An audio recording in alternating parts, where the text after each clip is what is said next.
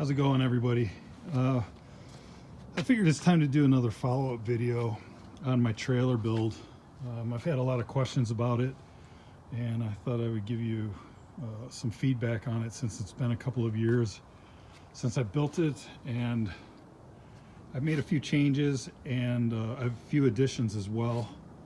To start off, I forgot to mention on the last video, the initial video, these PVC tubes that I split lengthwise all the way down and put them over the edge of the box, and this gives it a rounder, wider surface for the tire contacts. The sharp aluminum edge of the aluminum basket was kind of leaving an indentation in the tire. When I would get to the the racetrack and put them on, I saw that they were leaving a mark in the tire, so I put the PVC on there to kind of give it a rounder surface.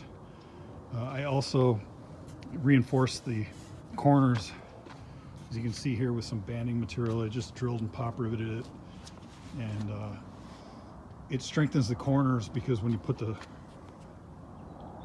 tires in the basket, it pushes down and wants to spread the sides apart, and it was pushing those apart. So the strapping material holds a lot better, and it's been great. So the next thing I did is I changed the fenders. The initial box shaped fenders, aluminum fenders, cracked.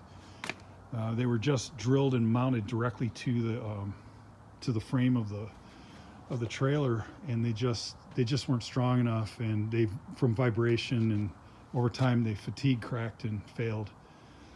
So I found these radius fenders on e-trailer, and I had to fabricate some brackets out of steel strapping material, and just made them fit, bolted them on, and they're stronger, they have better coverage, and they have better clearance as well for the bigger wheels and tires that I put on.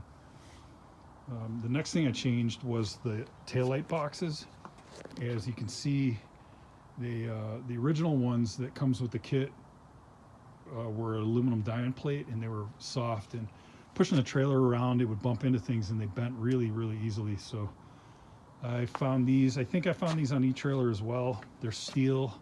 I can pretty much stand on them, and they're very strong. I just painted them silver and bolted them on, and no more worries there.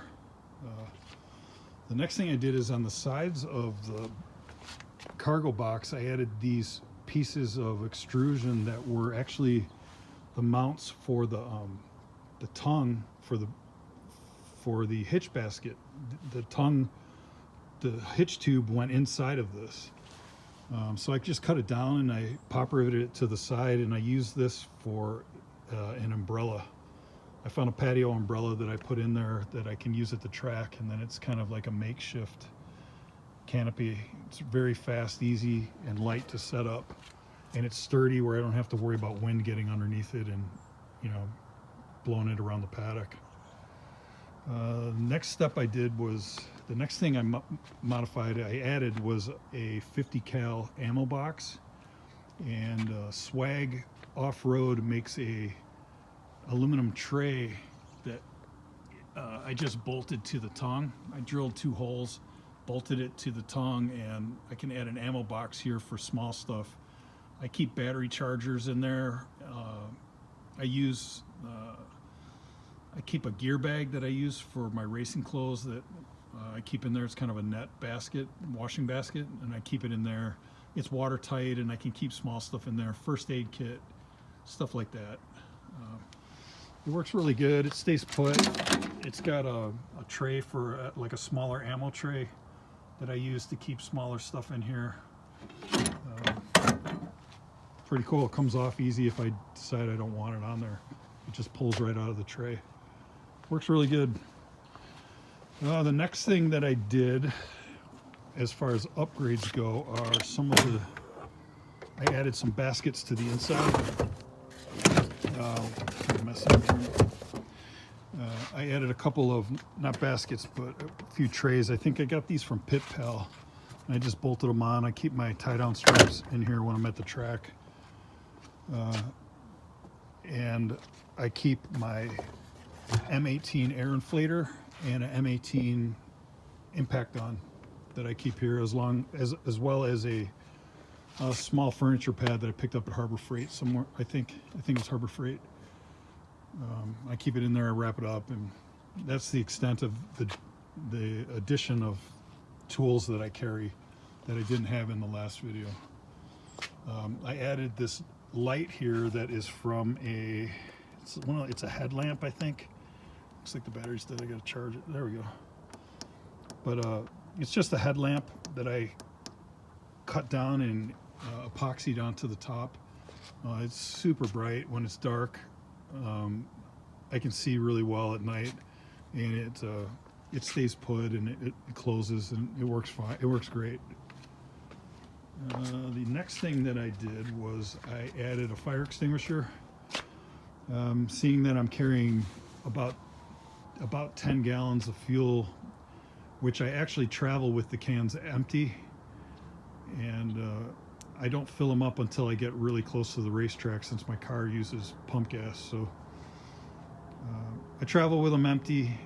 I leave the racetrack with them empty, so I fill them up close, and I keep a fire extinguisher on it. It just feels safer to have one nearby. Other than that, I haven't had any issues. I haven't had anything fail other than the one fender, and it's been fantastic. It tows great.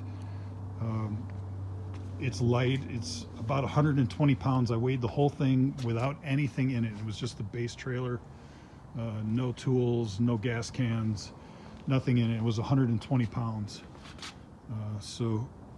I added some versatility to it by getting a cargo box that fits in the cargo tray, which is, it took a long time to find one, but this one is made by Hart, and I believe I got it at Walmart. Walmart sells it, but it's exactly the width of the cargo tray, and it has a little bit of space on one side, about this much or so, and it allows me to put a cooler here. So I've used this with my Miata for touring, like road trips into the mountains, and we keep all our our luggage, our clothing and stuff in the cargo box in the trailer, and it frees up everything in the car because the trunk is very small. The only thing we could really fit in there was camera equipment for touring. So by keeping it in here, we could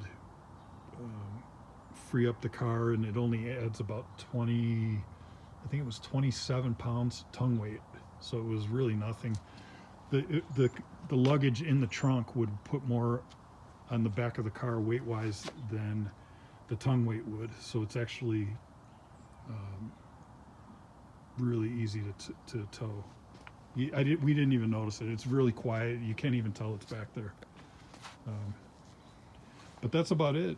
I greased the wheel bearings a couple of times. I think I've got I didn't actually track the mileage, but I think I'm somewhere in the 5,000 to 6,000 miles with it so far. The longest trip I've done is about 1,100 in one stint, and that was the touring trip we did through the mountains, 3 days, and it's been fantastic. I have had zero problems. I haven't made any changes to how the wheels strap down. The straps have been fine, and that's about it. If you have any other questions, feel free to ask. Thanks.